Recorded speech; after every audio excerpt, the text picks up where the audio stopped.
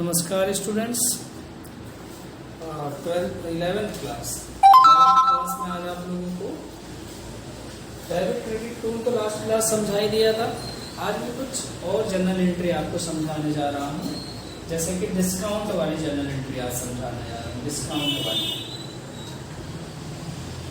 वाली general entry में क्या होता है, यहाँ पे डिस्काउंट आपको देखिए कितने तरीके से मिलते हैं।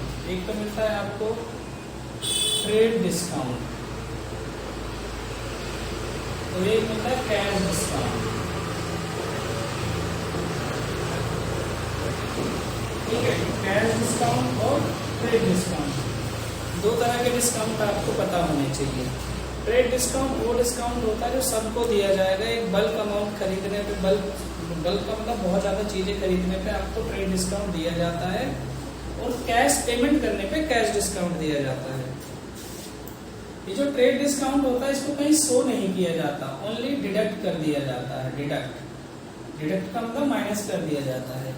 इसका मतलब आपने क्या सीखा कि ट्रेड डिस्काउंट को सिर्फ माइनस करके अमाउंट दिखा दिया जाता है। याद करने का तरीका है, आपको याद रखना है, ट्रेड डिस्काउंट को माइनस कर दिया जाता है लेकिन दिखाया नहीं जाता। ठीक है, आपको याद करना है, इसको याद रखना है। मतलब याद क्या करना है, याद रखना है कि ट्रेड डिस्काउंट को माइनस करके दिखाया जाता है अमाउंट, लेकिन शो नहीं किया जाता। मान लो कोई 2000 की चीज थी, 2000 की चीज में से आपको अगर 100 रुपए डिस्काउंट मिला तो 1900 रुपए, जब ट्रांजेक्शन करोगे तो 1900 रुपए से करोगे, लेकिन ये 100 रुपए कहीं शो नहीं करेंगे, लेकिन इसको शो किया जाता है। देखो, कैश होगा तो शो तो करोगे ही, शो ऑफ तो करते हो ना, तो कैश को शो किया जाएगा, कैश डिस्काउंट को। तो ये परचेज और सेल दोनों टाइम पे आपको क्या करना पड़ता है, रिकॉर्ड करना पड़ता है। तो मैं यहाँ पे जनरल एंट्री पहले बताऊं। अगर आप परचेज करते हो, when purchases goods, when purchases goods, जब परचेज करोगे गुड्स तो क्या जनरल एंट्री पास करोगे। परचेज अकाउंट डेबिट तो होता ही है, purchases account debit, purchases account debit. To, अगर डेटर है तो डेटर का नाम लिख देंगे, सॉरी क्रेडिटर का नाम लिख देंगे। यहाँ पे कोई नाम भी हो सकता है ना, राम श्याम कोई भी नाम हो सकता है, तो टू क्रेडिटर। अगर आपने क्या परचेज किया है, उधार परचेज किया, क्रेडिट परचेज करेंगे तो ये आएगा। अमाउंट ट्रेड डिस्काउंट डिडक्ट करने के बाद लिखा जाएगा। मान लो कुछ कैश पेमेंट भी कर दी,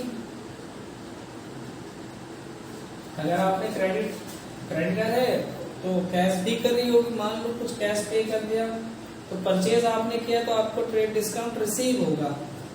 यहाँ पे ट्रेड डिस्काउंट रिसीव होगा और कैश डिस्काउंट रिसीव होगा। तो ट्रेड डिस्काउंट को तो शो नहीं करेंगे, कैश डिस्काउंट तो शो करना पड़ता है, तो यहाँ पे लिखोगे डिस्काउंट रिसीव। ठीक है, परचेजेस अकाउंट डेबिट, क्रेडिटर होगा, कोई भी नाम हो सकता है जिससे उधार खरीदोगे, टू कैश और डिस्काउंट रिसीव्ड लिख दोगे। ठीक है, ये आपकी परचेजेस के टाइम पे एंट्री होंगी, परचेजेस के टाइम पे एंट्री होंगी।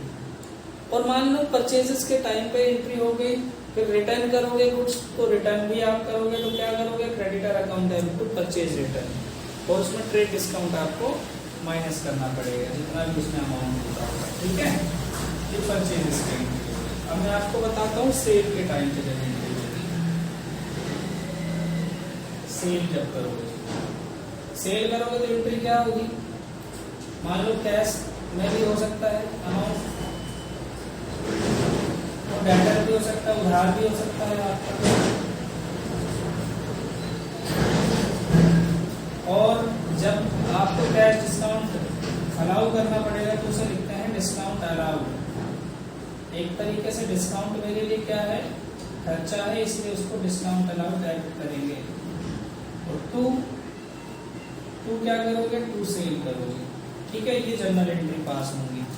अभी क्वेश्चन करेंगे तो अच्छे से समझ आ जाएगा। ठीक है, सेल के टाइम की जनरल एंट्री है। मैं क्वेश्चन अभी आपको कराता हूँ। सबसे पहले एक क्वेश्चन जैसे कि bought goods, for goods list price. अच्छा, लिस्ट प्राइस भी आपको बताना है। List price ₹5 lakh and trade discount at the rate 10% पर annum। ठीक है, ये क्वेश्चन है, छोटा सा क्वेश्चन है। पहले तो 5 लाख के गुड्स से गुड्स लिस्ट प्राइस का मतलब वो प्राइस जो उसमें लिखा होता है, मार्क्ड प्राइस, जो उस पर MRP लिखी होती है वो, या उसके अलावा एक अपना प्राइस लिख देते हैं लिस्ट प्राइस में, तो वो वाली प्राइस पे आप क्या देंगे, डिस्काउंट देंगे। 5 लाख की चीज 10% ट्रेड डिस्काउंट। जब आपने गुड्स परचेज करे तो गुड्स परचेज करने की जर्नल एंट्री क्या पास की होगी, आपने पास करनी है purchase account debit, purchases account debit to. अब यहाँ पे दिया नहीं किससे खरीदा, तो यहाँ पे लिख देते हैं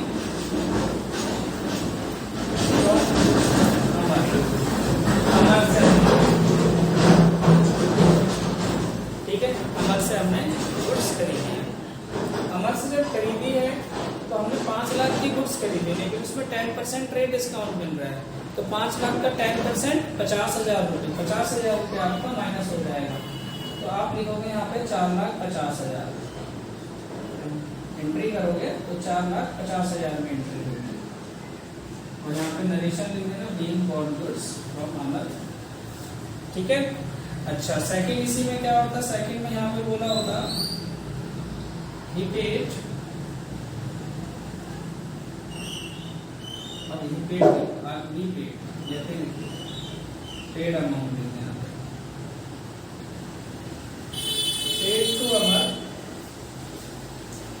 paid to Amar and receive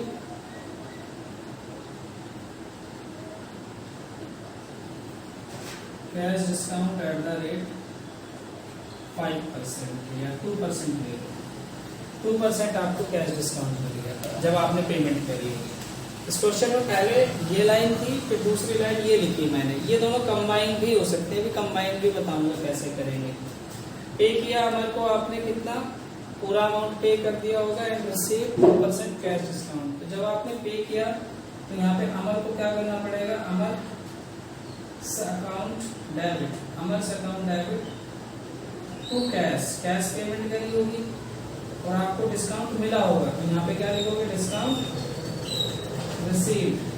अच्छा, यहाँ पे मैंने कौन सा डिस्काउंट रिसीव किया है, कैश डिस्काउंट, ना कि ट्रेड डिस्काउंट। ट्रेड डिस्काउंट से मुझे कोई मतलब ही नहीं था। अमर को मुझे कितने रुपए देने थे, 4,50,000 रुपए देने थे। 4,50,000 का 2% अगर आप निकालोगे तो 900 रुपए करीब आएगा,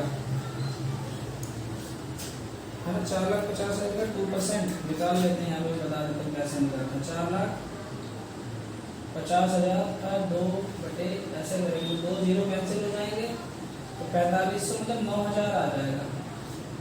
9,000 कैश डिस्काउंट आपको मिल गया। तो कैश डिस्काउंट जब मिला तो 9,000 रुपए का मिला। डिस्काउंट 9,000 का है, तो 4,50,000 में से 9,000 कम पे करोगे तो 4,41,000 रुपए आप पे करेंगे।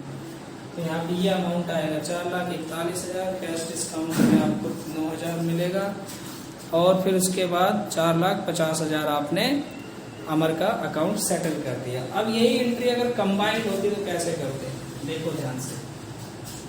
इसी एंट्री को मैं कंबाइंड में कैसे करता, यहाँ पे अगर दिया होता फ्रॉम अमर, ये कैश दिया होता at the rate 10% and avail discount, avail cash discount 2%, ठीक है, 2% होगा। तो कैसे करते, सबसे पहले तो परचेज अकाउंट डेबिट होगा आपका, परचेजेस अकाउंट डेबिट करेंगे टू। अब यहाँ पे कैश भी हो सकता है, अमर भी हो सकता है। मैंने यहाँ पे अमर लिखा नहीं है, इसका मतलब मैं ये मान के चलूंगा पूरी पेमेंट, पूरी ट्रांजेक्शन हमारी कैश में हुई है।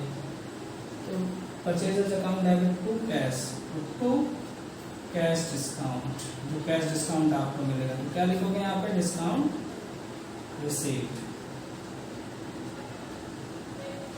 अब देखो कैसे लिखते हैं, परचेजेस में तो पूरे 4,50,000 लिखना पड़ेगा आपको, ठीक है। कैश डिस्काउंट मुझे 9,000 रुपये मिल जाएगा, और यहाँ पे लिखूंगा 4,41,000 रुपये, ये कंबाइंड एंट्री, ठीक है। Purchases account debit 4,50,000, cash account debit इतना, और डिस्काउंट अकाउंट क्रेडिट कर देंगे इतना। कैश अकाउंट क्रेडिट करेंगे 4,41,000 से, ठीक है।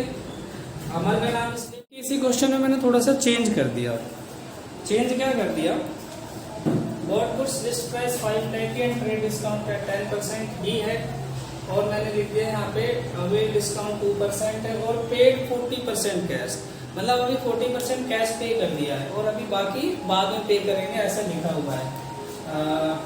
बॉट गुड्स यहाँ पे लिख लेते हैं, नाम लिख लेते हैं किसी का भी, trade discount and cash discount करते हैं, अमर लिख देते हैं, अमर ही लिख देते हैं, अमर पेड 40%, ठीक है। अमर था ना हमारे पास। तो अब यहाँ पे कैसे करेंगे बच्चों, सबसे पहले तो आपको क्या करना है, यहाँ पे कैलकुलेशन रफली बना लेनी। क्या कैसे बनाएंगे वो देखो, मैं यहाँ पे कहीं पे रफ कैलकुलेशन कर लेता हूँ, यहाँ पे कर लेता हूँ। देखो 5 लाख है, 5 लाख में से 10% आपका तो ट्रेड डिस्काउंट माइनस हो गया, टीडी मतलब ट्रेड डिस्काउंट है, कितना 10% कितना होता है 50,000, तो 4,50,000 की गुड्स हो गई, ठीक है। उसका 40% आपने क्या दिया, कैश दिया है 40%, तो 4,50,000 का 40% निकालेंगे तो कितना आ जाएगा, 1,80,000 आ जाएगा। नहीं, एक बार निकाल के देख लेते हैं यहाँ पे, 4/40 1 0 से 0 कैंसिल, 1 0 से इधर 0 कैंसिल हो गया, 1 2 3, तो ये 5 चौक 20, और ये 1,80,000 आ जाएगा, ठीक है। 1,80,000 बचा कितना, 60%, मतलब 2,70,000 इधर आ जाएगा, 2,70,000। 1,80,000 में 2% आपको कैश डिस्काउंट मिल गया, सीडी मतलब कैश डिस्काउंट 2%, 1,80,000 का 2% कैसे निकालोगे, इसी का 2/100 कर दो, 0 कर दो, 0 3600 रुपये, ठीक है। 3600 रुपये आपको कैश डिस्काउंट भी मिल गया, तो यहाँ पे कैश डिस्काउंट आप माइनस कर दो, कितना बचा 0, 4 बचेगा, यहाँ पे बचेगा 9 में से 3 गया 6 और 7, 1,76,400। ये अमाउंट पे ध्यान देना है आप लोगों को, अमाउंट पे ध्यान देंगे। सबसे पहले 43,000, तो 4,50,000 का 40% निकाला 1,80, इसका मतलब ये मुझे कैश देना पड़ेगा, कितना कैश है, और उस पर जो कैश डिस्काउंट मिला वो 3600 माइनस कर देंगे, इतना रियल कैश कितना पे करना है, टोटल कैश कितना पे करना था, ये 2 भी पेड था, मतलब इतना पे करना चाहिए था, लेकिन ये पे कर रहा हूँ, और ये क्या हो जाएगा, उधार हो जाएगा, ये मुझे अमर को देने पड़ेंगे बाद में, अमर देगा पैसे बाद में, ठीक है। बॉट गुड्स फ्रॉम, यहाँ पे लिखना था मुझे अमर, फ्रॉम अमर लिख देते हैं, अमर से मैंने परचेज किया, अमर ने पे नहीं किया, ठीक है। तो अब इस क्वेश्चन की जनरल एंट्री कैसे करोगे, देखो ध्यान से।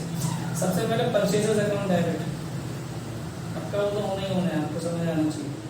परचेजेस अकाउंट डेबिट 4,50,000 से डेबिट हो गई होगा, फिर यहाँ पे लिखोगे टू कैश लिखना, टू कैश डिस्काउंट लिखना है, तो यहाँ पे डिस्काउंट रिसीव्ड लिख लो,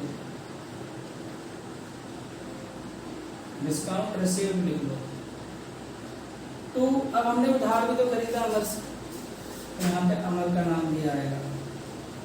अब देखो 4,50,000 कैश कितना आएगा बच्चों, 1,76,400 कैश में आएगा 1,76,400, डिस्काउंट कितना मिला 3600, 3,600। अमर को कितने रुपए भी देंगे, 2,70,000। ये आपकी जनरल एंट्री पास हो गई।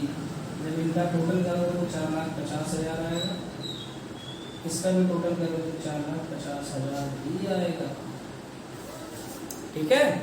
तो ये सेम एंट्री सेल में भी होगी, बस सेल नीचे आ जाएगा, ये सब ऊपर हो जाएगा। हैं। सिंपल ऐसे ही आपको कुछ क्वेश्चंस, मैं नेक्स्ट वीडियो में कुछ क्वेश्चन कराऊंगा आपको आपकी बुक से, या कोई भी बुक आप ले सकते हैं।